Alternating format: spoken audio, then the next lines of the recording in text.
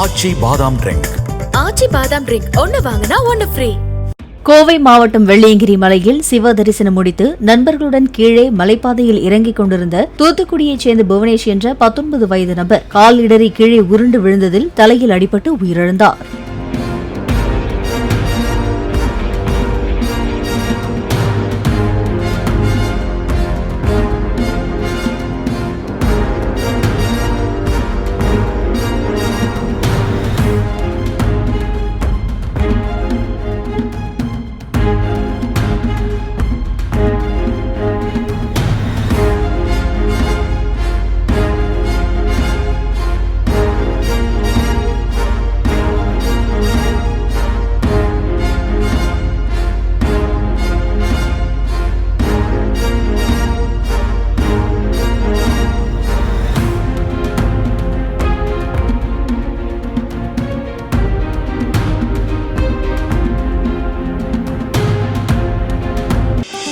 ஆச்சி பாதாம் ட்ரிங்க்.